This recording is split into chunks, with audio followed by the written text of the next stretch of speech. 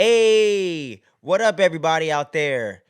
Happy New Year's and welcome to the Phantom Frequency Network, where we get into all the different corners of the pop culture multiverse, man.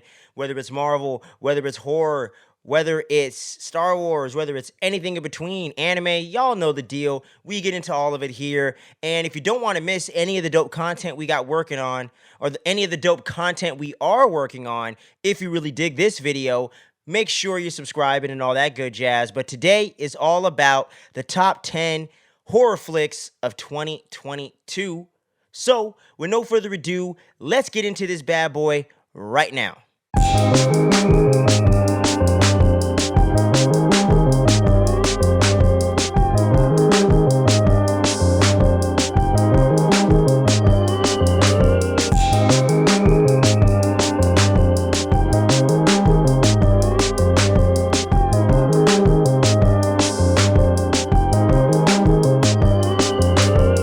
So, here we go, guys. Top 10 horror flicks of 2022.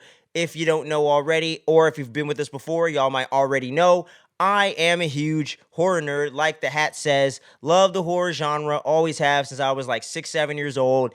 Always been one of my favorite genres of horror and TV, but especially in the movie realm. And this year, in particular, was an incredible year for horror films, man. Like from top to bottom all year long. We had so many great horror films I was hearing about from Shudder, in theaters, on streaming, whatever. There was even a lot of horror films I didn't even get around to even catching this year. One of those being Smile. I didn't get a chance to check that one out, so that's not going to be included here on this list. But I want to make sure y'all know, I do plan on checking that out right after the new year here. So there will be a review for Smile sometime in this upcoming month of January, early on in 2023. So my bad, didn't get around to catching that one. And also another one that I missed that I was actually very intrigued by and seemed to kind of split the audience a bit was Bodies, Bodies, Bodies, that came out around August or September of this past year. And did get a chance to catch that one. But overall, I really was intrigued by the idea, kind of like exploring the younger millennial, Gen Z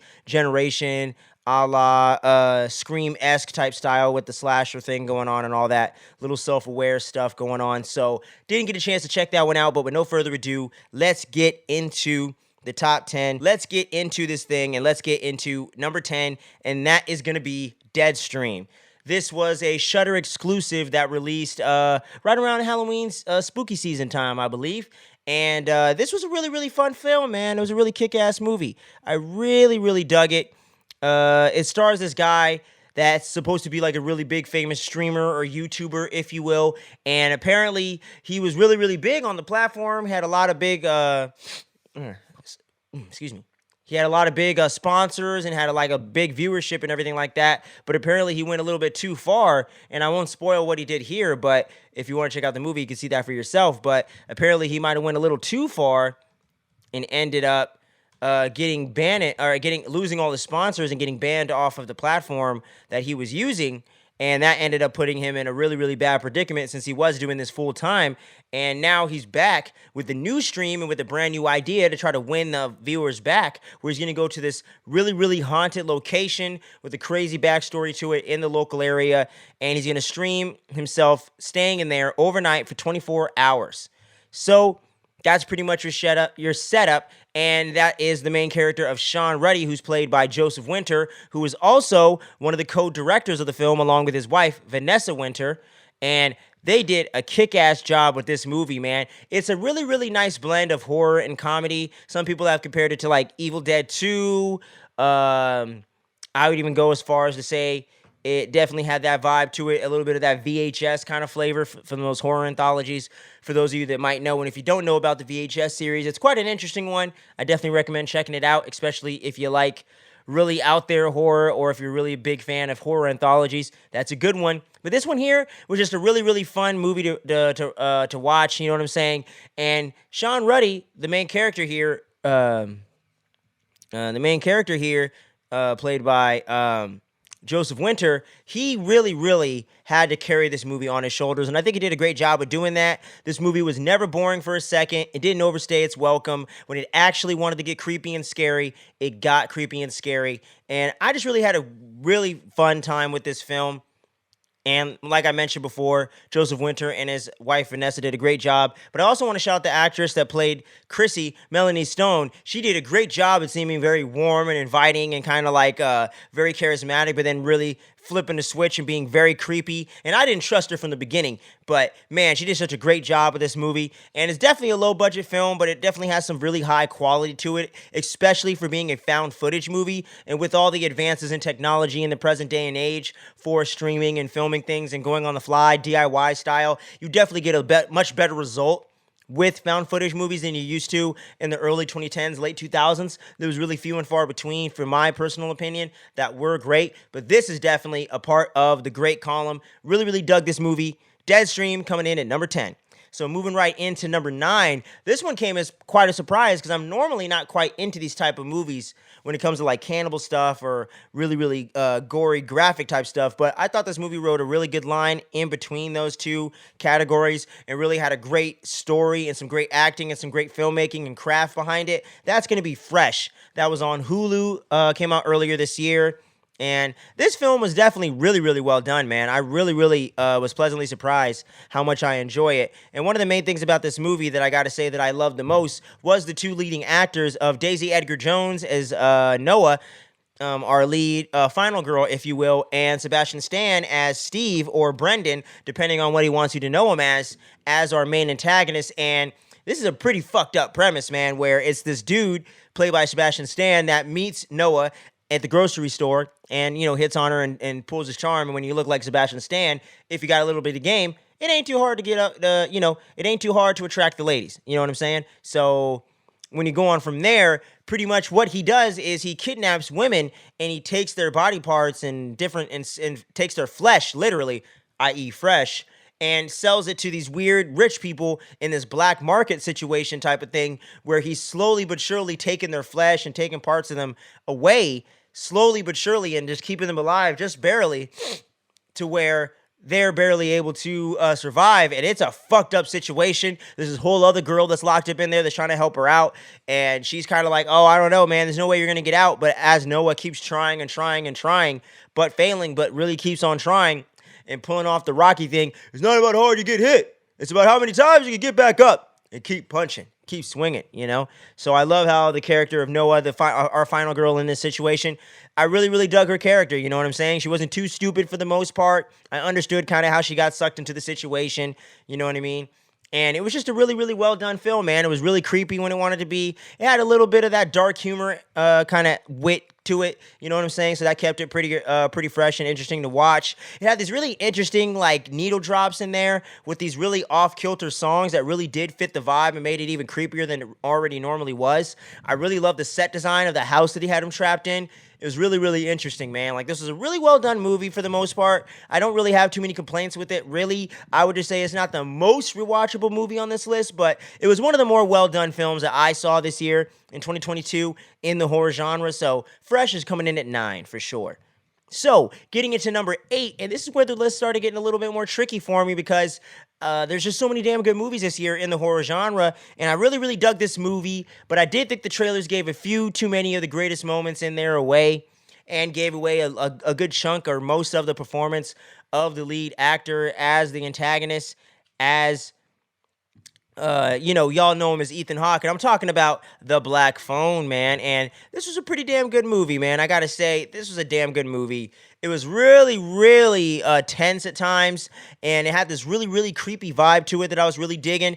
And with it trying to be set in the 70s and all that stuff, I thought that the director, let me make sure I got his name right. Yeah, Scott Derrickson. I thought he did a great job at capturing that throwback feel to the movie, you know what I'm saying? Without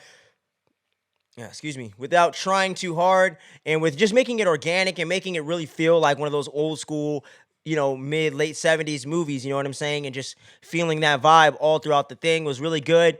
And this is one of those movies with some very great child actors at the forefront that really carry this movie so damn well, i.e. with the two main leads of the movie, with Mason Thomas as our kind of final boy, if you will, final guy, Mason Thames playing Finney, and the very talented Madeline McGraw playing his sister Gwen. I thought these two were phenomenal together and apart. And overall, I even think his sister might have even been the girl that played his sister, Madeline McGraw. I think she might even be a slightly stronger actor than he is. You know what I mean? So I thought they did a great job at the casting there, and these two young actors did a great job at conveying all the different emotions from fear to paranoia to just being normal kids in the beginning of the film. And just the overall aesthetic of the movie was really cool. And it had that gritty 70s vibe to it, you know what I'm saying? And when it wanted to be creepy and when it wanted to be intense, it really, really got there. It was very effective. And one thing I'm definitely going to foot stomp and have to highlight the most out of this entire thing was Ethan Hawke's performance as Albert Shaw, aka what was his name? Whatever. I forget the character's name. But as the creepy child kidnapper guy, I really love the mask and the design. It's really, really well done. And his performance was just so well done. It was so creepy without having to be like overly like yelling and like he didn't have to like oversell it, you know what I'm saying? And that's one thing that I think Ethan Hawke is very good at doing. He's very good at getting into character and just selling the role without having to be over theatrical or having to put too much on it, you know? He's very subtle, and I like that with Ethan Hawke, and he really, really brings that edge here in this performance and in this character. And I thought his chemistry with Finney and with Mason Shaw was so well done as well. And Scott Derrickson just really did a great job of directing him, and they just had a really, really great symbiotic relationship, and you can tell that in the film with the way that the performance comes through, man. And overall, it was really well paced. You know, it's a really, really damn good movie. It was really up there for me in the horror films of 2022. So I definitely had to throw it on this list. It was just a little hard to place it, but number 8 is where it's going to land for sure. So getting into number 7, and this one was one that was very, very anticipated for me going into this year. Early this year when we were coming into 2022. One of my personal favorite filmmakers working right now. And even though his last film did disappoint me a little bit more than I would have liked, I loved his original film, and I'm always going to see anything that he does. And I'm talking about Jordan Peele's Nope. Now, one thing I will say off the bat here, I thoroughly enjoyed this movie, man. It was really well done. Really well executed. And when it comes to the spectacle and the technical stuff that they did, when it comes to the directing, the cinematography, the editing, the sound design, the set design, all phenomenal. This is one of the best looking movies of 2022, bar none. Jordan Peele did such a great job at capturing the awe and capturing the what's the word I'm looking for? The grand scale of a blockbuster like this. This film really had the vibe of those early Spielberg movies like E.T., what was the other one? Close Encounters of the Third Kind, Jaws, Jurassic Park. Just that awe and that old school format and that old school feel of blockbuster filmmaking, where it was about the characters, where it was very much about the story and the spectacle in even amounts, and really both of those aspects really paralleling each other and really adding to the other element and making both sides of the film even better. And the one thing I'm going to definitely hype up about this movie as well is the performances. This was a stellar cast, and it's not a huge cast, but this cast was so well done, and definitely I think is the best cast he's had since his first film of Get Out. I love Keke Palmer to death. I've been a fan of hers ever since she was doing Nickelodeon shows. I've always knew that she was going to be a star. I always knew that she had the talent and the skill and the work ethic to get there, and she's definitely getting there now. And her performance in this movie is just infectious with with how fun she is to watch. I just love her character of Emerald Haywood, you know what I'm saying? The fun, witty, out there sister, you know. And my boy Daniel Kaluuya coming in here as Haywood Jr. did such a great job at doing such a really understated performance that had a lot more nuance than I think some people are giving it credit for. I understand it's not going to work for everybody. It's one of those performances that I think is going to kind of hit everyone a little differently, but I thought Daniel Kaluuya did such a great job of conveying everything the character was feeling and conveying so much more than his actual mannerisms were, but it was all through the eyes, you know what I'm saying? So I really, really dug that aspect of his character. And a newcomer in here that I wasn't familiar with that I think did a phenomenal job was Brandon Perea as Angel Torres, the guy working at Fry's Electronics. And while the timing of that is a little ironic and a little sad because Fry's Electronics is no longer open anymore, I really like that plot point there of them wanting to get footage of this thing so they can get famous and get out there and all that stuff. And the whole theme of spectacle and what people and the lengths that people will go to get spectacle, to capture spectacle, to get fame, to get known, to get out there and to achieve that dream or whatever, I thought was a really, really well done theme, and for the most part was well done throughout this film and really made a lot of sense and really fit the story well. And the whole misdirect of the UFO ship actually being a living, breathing, biological creature, I thought was really, really brilliant and actually was a cool little reveal in the film. And in that one sequence in the barn where it was like you thought those were really going to be aliens coming after Daniel Kaluuya's character, Haywood, he's like, oh shit, fuck that. Nope. I'm out of here. I love that whole misdirect because that scene was fucking scary and is one of the scariest scenes of the year, even though it actually wasn't the threat that we ended up dealing with in the film. So that just goes to show the brilliance of Jordan Peele, you know what I'm saying? But this film isn't without its faults. I do think the overall reveal of what the creature truly looks like really kind of took me out of it a little bit, and I thought made it much less creepier and much less intense, and I thought was just kind of weird and out there for the sake of being weird and out there. And I do think Jordan Peele has a tendency to do that sometimes where maybe he shouldn't. You know, I think maybe he should pull back in that regard sometimes. But overall, this is a really well done movie. I really, really love this movie. Or I would say just short of loving it, but I really thoroughly enjoy it. It's a damn good film. Can't wait to own it on the shelf over there. Definitely going to check out anything that Jordan Peele does. But this one is going to have to come in at number 7. So moving on in here to number 6, this film came as a huge fucking surprise because I had completely written this franchise off. They did an installment about 2 to 3 years ago that I absolutely hated and thought was a big ass shit pile, and I'm talking about Shane Black's The Predator, but this is the film that might have saved this franchise, and I think if they go this prequel route, is going to save the franchise. Fuck going to the present. Let's stay in the past right here. Let's do it. And I'm talking about Prey. This movie kicks so much ass, man. I really love this movie. It was so awesome. It came from the director that did 10 Cloverfield Lane. What was his name? Dan Trachtenberg. I think he did a phenomenal job at directing something new, fresh, and original in the franchise of Predator, while also kind of hearkening back to the original without being obvious, and while kind of keeping the DNA of the franchise that works. Subtle, thriller, intense, grounded, mid-budget, not as like big and over bombastic and not as much spectacle. More about the tension, more about the hunt, more about the paranoia of where the Predator's going to show up next. I thought there was such a great take that they had for this character of the Predator, of that alien itself, and I love the way that they put it back in the past with these indigenous people and with way back in that era where they wouldn't have automatic weapons, they wouldn't have explosives, they wouldn't have planes and nukes and bombs and grenades. They don't have any of that shit. All they have is spears and very, very early versions of guns when it comes to the white man or whatever. So I really dug that aspect as well. It really took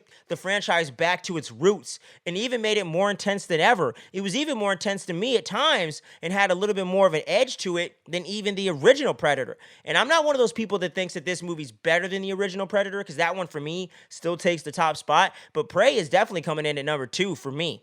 I love this thing, man. It was really, really fucking good. And I hope they put this out on DVD because I would love to, or Blu-ray or whatever, because I would love to own it. It's a really awesome movie, man. They did such a great job at creating these really intense sequences. And I think the lead actress of Amber Midthunder as Naru did such a great job at being this character that wanted to be out there in the hunt, wanted to be out there and provide for her clan, wanted to be out there on the front lines or just doing whatever, but she wasn't ready. She actually was not ready to do it and had to learn and grow and evolve throughout the film and had to fail time and time again and had to find a way to outsmart the Predator, not necessarily beat it by brute force, which is what most people, including Dutch from the original Arnold Schwarzenegger's character, had to do the same thing because he's a big-ass buff dude and couldn't even take it down toe-to-toe like that. He had to outsmart it. He had to go primitive. He had to go straight up, covered in mud in the freaking forest in order to do it, you know? So I think her having to be in the same level and go for it the same way and having to fail and try to figure it out, I thought was so well done. And I loved her dog that was running around with her, had a blast with that. This was just such a really awesome movie, man. And I gotta say, the sequences, I love how there was some gore in there. They didn't go super over the top R-rated, but they definitely went there. And the overall Predator design was pretty cool. I thought the redesign of how they did the face was not as cool. I think the original Predator design could have just stayed there, but maybe they tried to go in something different because it evolved to looking the way that we know it to look in the 20th century when we first saw it in 87 or 86, whenever that one came out. So I understand what they're going for, but I thought the redesign somewhat in the face, but not the mask and the rest of it, but the redesign was a little bit like, eh. But I like how the Predator was even more primitive itself. It had the invisibility cloak. It had some of the gadgets that it had before, but it didn't have all the gadgets. It didn't have as much tools in its arsenal as the Predator did in that original or any of the sequels or any of that stuff that came previous to this one and came after the original film. So I thought they did a great job at developing the lore, at bringing something new, but keeping it bare bones and back to basics and keeping it simple and doing what the Predator franchise does best. Creeps you out, makes you, it's intense, it's action, it's horror. It's the perfect blend of that. Prey coming in at number 6. So I'm going to be talking about one of Ty West's films, man, and the second one in his kind of I don't know what to call this exactly, but I'm going to call it the X trilogy, if you will. And I'm talking about the prequel starring the incredibly talented Mia Goth Pearl. This film was a fucking surprise as well, because I was expecting some pretty good things out of this, you know what I'm saying? I'm a Ty West fan. I really liked one of his first early films, House of the Devil. I liked his appearance in You're Next. I didn't really love The Innkeepers. I didn't really like that one. I thought that movie was a little dull and wasn't quite as interesting to watch and wasn't that scary. And I really, and we're gonna get into X later. We might be getting into it on this list. We'll see. I'm, a little tease right there. But I gotta say, man, I had pretty high expectations going into this, but this movie actually somewhat exceeded them. I love this film. Mia Goth just put on a fucking masterclass of acting in this film. She better get nominated for Golden Globe, Oscar, a Saturn Award, something, man. She was phenomenal. Phenomenal, man. The levels and the way that she's able to build out this character of Pearl in this early era or different era of her life from X, with this one being set in the 20s, being set in the time where they were barely getting to the talkies and all that, or it was still the silent film era, you know what I mean, or they were barely getting to the talkies, I mean, and pornography was barely becoming a thing that she was also exposed to in the first film, which really ties into the second film going into this next film, Maxine, that I'm really crossing my fingers is going to drop this year in 2023.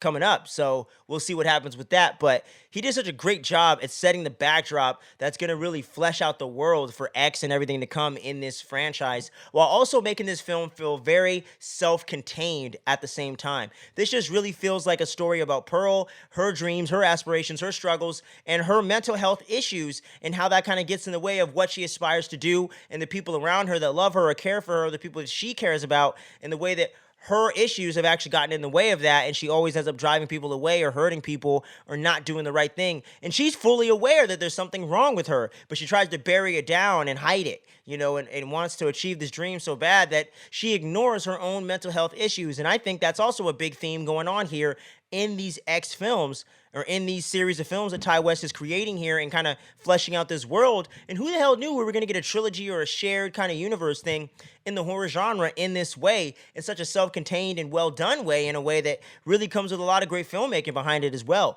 This is one of Ty West's best films, no doubt. Like, this film is awesome, man. Like, the cinematography is gorgeous, man. The overall set design, you just get taken back to that time, and it feels so damn accurate and so damn well done, and so damn it just portrays that time period so well.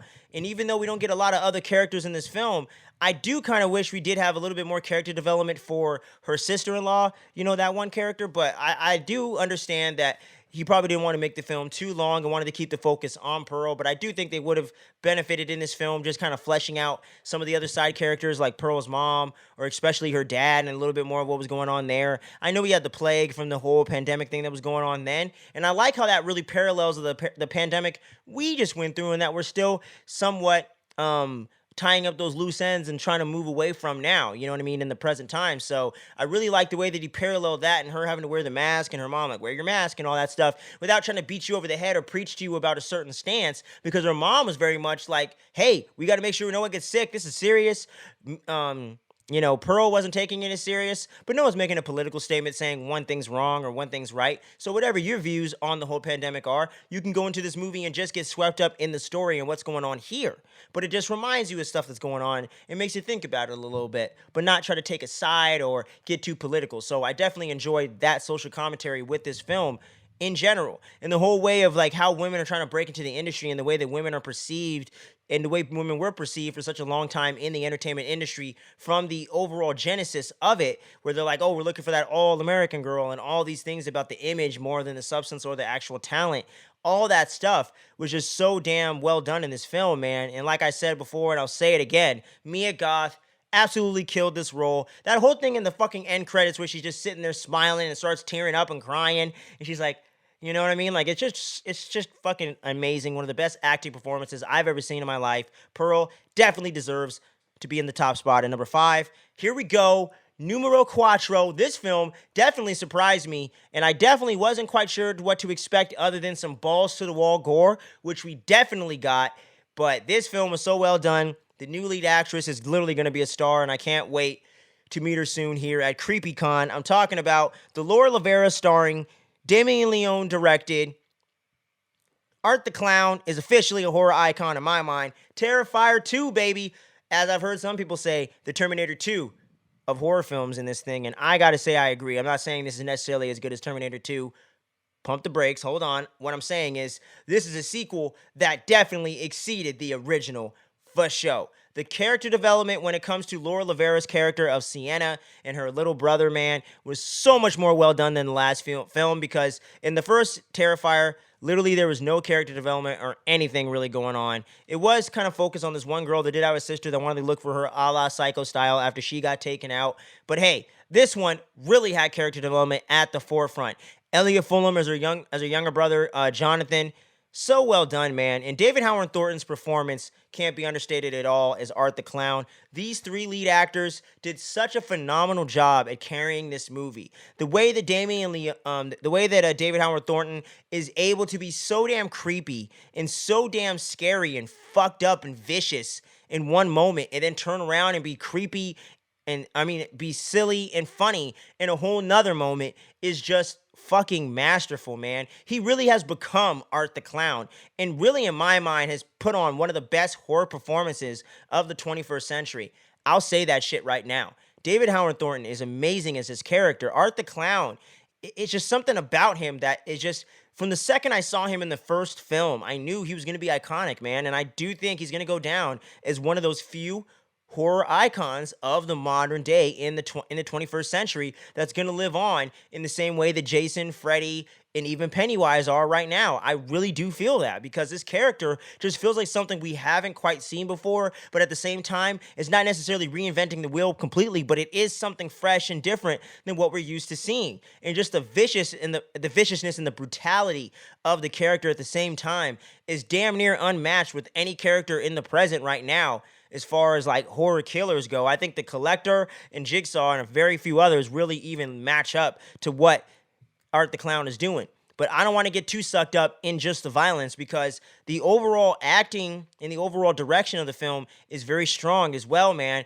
Because what Laura Rivera does as our leading actress, as our final girl of Sienna, is nothing short of excellent. She literally has become a star, what it seems like, overnight, man. She really just took control and took ownership of this character, and really made Sienna feel like a fully realized person that had this dark past with her father and the things going on with him, but had similar interests and talents as her father, and had a unique relationship to him, and also just had a lot of this um,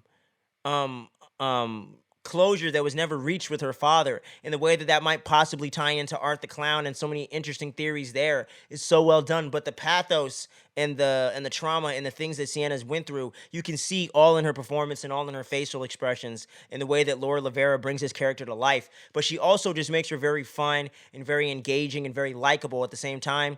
And she's a very beautiful woman as well, which doesn't hurt anything. So that big old combination right there just creates a very awesome, fully realized character to me. And I just think Lauren Rivera is going to go on to do so much great things in the future. And I can't wait to see what she does in the future with not just this franchise alone, but just in her career as a whole. And I don't want to take away from my boy Elliot Fulham, who did a very great job as a young child actor in this thing. I think he's more like a teenager, I believe, but you know what I'm saying. He did very, very great in this role of Jonathan, and I like the way that he was so like obsessed with Art the Clown and had such a great and deep interest in what was going on, and the way that their father had such a deep fascination with the character as well. It just made him very interesting. And at first, it was a little bit of a red herring they were kind of playing out in the first act, but clearly, once you get into the second act, it's very, very clear that it definitely has nothing to do with Jonathan, or does it? Who knows? Terrifier 3, baby. Let's get on to Damien Leone. And I don't want to take nothing away from my boy, Damien Leone. You came through and directed the hell out of this thing, man. Even though I thought that some of the dream sequences made this film a bit too long and they could have trimmed this down a little bit, it didn't necessarily need to be over 2 hours. I enjoyed the hell out of this movie. And the dream sequences that he did put in this film were so well done and had this fucking Nightmare on Elm Street vibe without feeling like he was biting or taking from what Freddy Krueger was doing or what Robert Englund put into that character and what they put into that franchise or what Wes Craven set up in that franchise and in his legacy. Much love and rest in peace to him as well, by the way. But yeah, man, just the way that Damien Leone really took charge of this film and just directed the hell out of it, and I was actually kind of glad they had more time to go back and improve this thing because it definitely shows. Because this film was much better than I was expecting. Honestly, I was just expecting something good and fun, but this was great and fun. And I really, really want to shout out Damien Leone's direction, his writing, his overall vision of this film and of these characters in this world. Man, just fucking respect, brother. You killed it, man. If you ever see this or anything, or if anyone behind the scenes ever sees this review, just know y'all did such a phenomenal job. You got a huge supporter in this guy right here. I'm going to get that Blu-ray as soon as possible, and I hope to meet some of y'all at CreepyCon in Ontario next year, coming up soon within a couple months in 2023. So I'm just a huge fan of this film. Can't get enough of it. And that creepy little girl they introduced in this thing, the creepy little almost female version of Robin kind of thing they got going on here with Art the Clown. All levels of fucked up, all levels of intriguing. Holy shit, she did a phenomenal job as well. I don't know who that little girl is, but holy shit, she was great and such a weird and off-the-wall addition. Love Terrifier 2, number 4, baby. Getting into the top 3. The top 3, man, you know we had to do it. And I'm talking about Ty West X, baby. Ty West's X, starring the great Jenna Ortega, starring the great Mia Goth once again, and also starring one of my favorite MCs, one of my favorite artists in the world of music, and one of my favorite creatives in the world of art in general. I'm talking about Scott Mescudi, a.k.a. Kid Cudi, man. And Ty West came through and just gave us a very well-done, well-shot, well-crafted slasher movie. And that's not necessarily something you get a lot in all eras of film, and especially in horror, but that's especially today. You don't get horror films even sometimes, or I don't want to say that, but I would say you don't get slasher films quite this often that have this level or attention to detail to it, or this level of acting or craft behind it. This is such a well-done film, man, and I had such a blast watching this in the theater. I recently got it on Blu-ray at the same time I bought Pearl as well.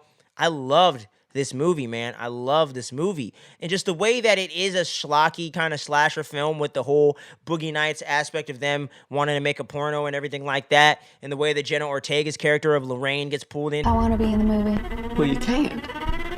The story can't just change midway through. To it and ends up becoming a star of the show. It ends up becoming a part of the thing when she was detesting it and felt it was all offended by it early on. And Owen Campbell's character of RJ being the filmmaker behind it, wanting to create a good, dirty movie. You know what I'm saying? And I just really loved all the characters. Just felt real, just felt like likable people that you can kind of root for, but you do realize are kind of a little stupid at the same time. And one of the other actors in here, besides Jenna Ortega and Mia Goth, that I thought did such a phenomenal job was Brittany Snow as Bobby Lynn. I thought she just played that character so well while playing into all the cliches, also kind of undercutting them and bringing this level of wit and intelligence to the character that I really, really dug. And just her she's just so charismatic. That's the word I was looking for. There you go. She is just so charismatic in this role, and I really enjoy watching Brittany Snow and other things I've seen her in, but she just did a phenomenal job in this thing, and I just really, really dug her energy. And like I said, and I've said this a bunch of times on other things, but I gotta state it here, Jenna Ortega did such a great job with the role that she had, and she wasn't even the main actor in the movie, but being one of those supporting characters really, really took charge of it, especially in the second half when the horror starts to hit, where she was just doing a phenomenal job. And it just goes to show you how she is quickly becoming one of our scream queens here in the horror genre, and is going to be one of the greatest actors of her generation. I've said it before, I'll say it again, and I'll say it again here. And I definitely got to shout out Mia Goth, because she did such a great job as Maxine as well, leading the charge as our final girl. And just the way that she was able to play dual roles in this thing as the old version of Pearl and playing Maxine, she did such a great job of playing this young girl that was achieving or looking after being like a sex symbol and wanting to get out there in that kind of form and fashion, while not making the character stupid or cliche or one note, which is also goes to the testament of the writing of Ty West in this thing. It was just such a well done film, man. And this is one of A24's best movies where I feel like they made something with substance, that had something to say, that is deeper than the surface level stuff will make you think, but at the same time made a very crowd pleasing horror movie. So X, man, got to come in at number 3. This is my top 2, y'all. And if you didn't know by now, and if you're thinking, I know he likes Scream, is he going to include it on the top 10? You bet your ass I am. Scream 5 is coming in at number 2. I love this movie, man. I had such a blast with it. I love the introductions of Sam Carpenter, played by the great Melissa Barrera. I think she does such a great job at being that final girl, of being our new Sydney, as some people are dubbing her as. And I actually really, really enjoyed her character and liked the dark edge. And I liked the thing in the visions of her seeing Billy Loomis and her having this confrontation with wanting to get away from her past and being scared of what's in her genes and what's in her past. And is she as bad as Billy? Is she going to be fucked up like Billy? I really, really enjoyed that aspect and really, really dug that. But overall, I also have to say, and again, more Jenna Ortega love, she did such a great job as her sister, Tara Carpenter. The whole opening sequence was just so well done. And the scene with her and Melissa Barrera's character of Sam in the hospital talking about what went down with their dad and who and what happened, and how Billy is her real dad, and how they drove away their dad by her revealing the information that she knew that her mother was hiding from her ever since the high school days. And just the overall performance that Jenna Ortega gives in that scene is just fucking phenomenal, man. And overall, once again, these two is kind of like our co-leads, kind of like our co-final girls, I'm hoping, in Scream 6, and the way I hope they play it out that way is definitely the way I see it, because I love both of them just about equally. I really, really dug the characters of Sam and Tara, but I also like their friends, man. Mindy, Meek Martin. I also like Chad Meeks Martin, man, like the twins. I really, really enjoyed them, especially Mindy kind of taking the new place of the new Randy, of the new horror nerd of the group, explaining the rules of the requel, which is, to me, is a funny and apt name for these these legacy sequels, if you will. I really, really enjoyed that whole aspect. And the meta commentary in this one I thought was really well done. Definitely felt very, very organic and felt very, very well representative of what's going on right now, between the whole thing in the opening sequence with Ghostface talking to Tara like, aren't those movies a little fancy, to be horror? And she's like, no, they're elevated horror. They have something to say and all this stuff. And he's like, Mary Sue. You really don't want to know. What's wrong with elevated horror? I mean, Jordan Peele fucking rules. Obviously, but that's not stab. That's too fancy for me. I just like getting sliced and diced. You know what I mean? So I love that whole aspect of this film, going into the legacy sequels, the requel, the elevated horror versus normal horror, and everything like that. So well done. But like I said, the whole cast in and of itself was just so awesome as well. I love my boy, what's his name? He played Wes, what the hell is his last name? Because he's related to Deputy Judy. He's Deputy Judy's son. God damn, I'm having a brain fart like a motherfucker right now. Oh, man. Dylan Minnette is Wes Hicks. God damn, jeez. I knew I'd get there eventually. He was awesome in there as well. I was kind of sad that he got killed off, because I really like Dylan Minnette, but he had a really awesome performance in here as kind of the smart one of the group. Like, yo, I'm turning off my phone. I'm getting on social media. I'm staying the fuck at home. I don't trust Dewey. You're a drunk now. I don't trust you. Like, I liked how Wes Hicks was actually the smart character, and I liked how him having the name of Wes is a nice little wink and nod to the overall one of the most important creative voices of the Scream franchise, and none other than director and legend himself, Wes Craven. You know what I mean? I love the whole way that Radio Silence really played tribute to him in this film and really did it in such a subtle and classy way while still telling their own story and doing their own thing. They did such a great job there. And I also want to give a shout out to Jack Quaid as Richie Kirsch. Even though I saw it coming as him being the killer, I thought he did a great job in the role and playing both sides of it. I liked Mikey Madison's performance as Amber Freeman. I know it was a little reminiscent of what she did in Once Upon a Time in Hollywood. I understand that, but I just thought she did such a great job in the role overall. And it was a little obvious of who the killers were going to be. That's one of my only real major negatives of this film. It was a little bit predictable, you know? The motivations I thought were cool, and I actually liked how it was a whole toxic fandom thing, because honestly, y'all, I can see this happening at some point in the future. Let's just hope not. Knock on wood, you know what I mean? But I can see something realistically like this going down. So to me, the motivations made sense. I just thought it was a little bit cliche and obvious of who the killers were. And I think they could have did a little bit of a better job at misdirecting you with some other red herrings or changing up who the killers were. But overall, I enjoyed the performances of the killers. I like the third act sequence taking place at Stu's house. I just thought they could have did a better job at hiding who the killers were. And I like how the kills in this weren't necessarily reinventing the wheel, but were a little bit more vicious and a little more intense than they had been in the past. I think Scream 4 and 2 are still the most hardcore of the bunch, other than a couple things in Scream 1. But this one definitely isn't as tame as Scream 3, so definitely like that they're moving in that direction. And they're teasing a much gorier sequel in Scream 6, so we'll see what happens. But I also love the way that they kind of tease, hey, is Stu out there? In the article there on the little webpage when Richie's watching the videos on the Stab sequel that everyone hates, a la Last Jedi reference.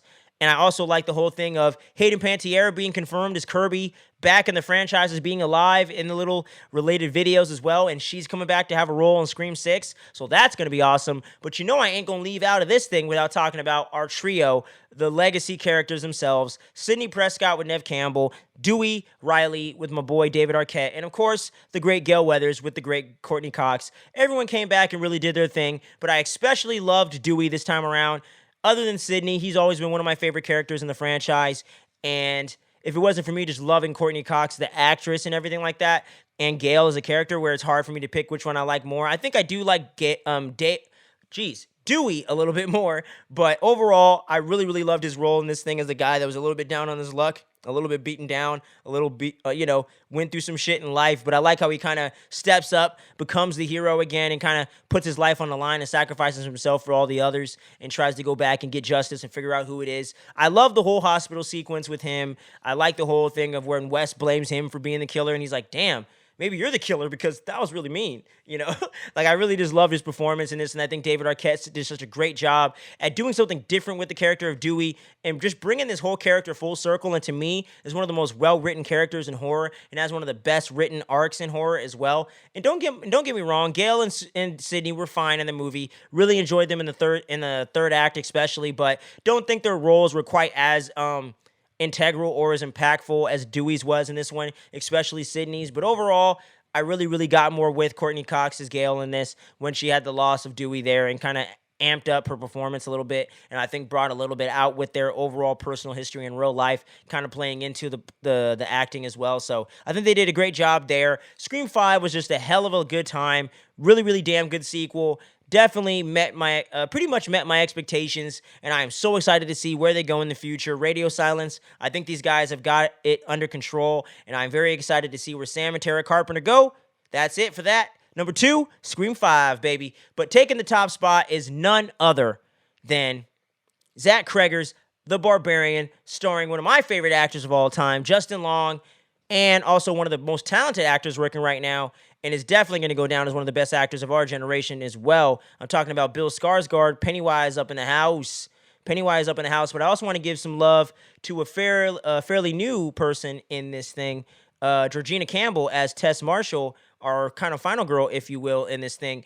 And she did a phenomenal job as well. And I love the whole way that this film, you just never know where it's going to go. And the whole way that I just went into this film as blind as possible. All I really knew going in was that Georgina Campbell's character of Tess and Bill Skarsgård's character of, what's his name again?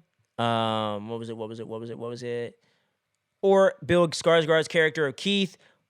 All I knew was that they both booked the Airbnb they didn't know they booked the same one, and they end up having to stay together, and craziness happens. That's all I knew about it. Didn't know anything else, and I'm so glad I went to this blind because this film is fucking phenomenal. When it comes to the horror, it fucking goes there. It is so creepy. You can never predict where it's going.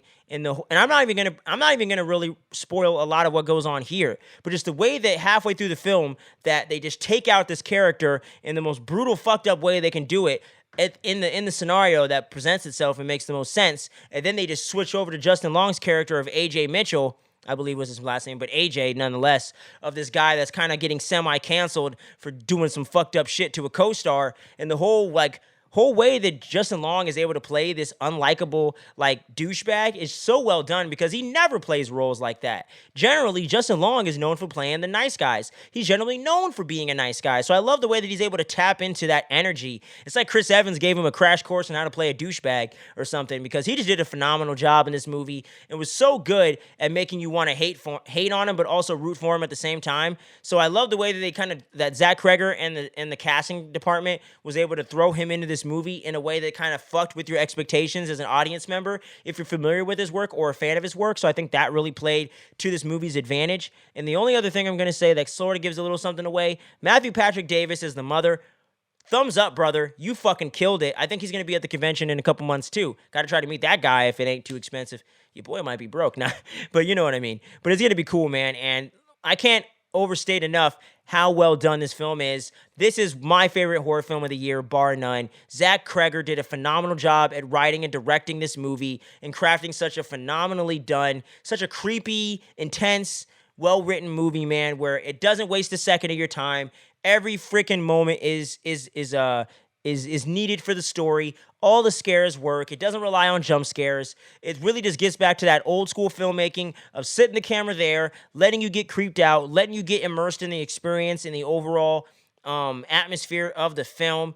And it also takes a lot of place during the day, which really does switch things up. And the whole, even the title of Barbarian itself is a question in and of itself that you can ponder and explore in this film and what it's trying to say, but at the same time, just being a very thrilling and well-done film without sacrificing the entertainment value, to me, is very important for these type of things. This film just absolutely blew me away. I cannot wait to own it and have it on that shelf. I'm going to watch it multiple times a year. I love this fucking movie. If you haven't seen it, you need to go out and watch it now. That's why I didn't want to spoil anything here. If you have seen it, we do have a spoiler review up on the channel, so make sure you go check that out if you want to go ahead and do that. But anyways, guys, that wraps it up for the top 10 here of horror movies, man. I had to get into all the nitty-gritty details of it. You all know me. Horror nerd, baby. We have to nerd out about this stuff. But drop your list down below in those comments. I would love to see what you guys put in your top 10 horror movies of the year. You know what I'm saying? And there's a couple on here that y'all might be like, oh shit, you didn't have that? Like Halloween Ends?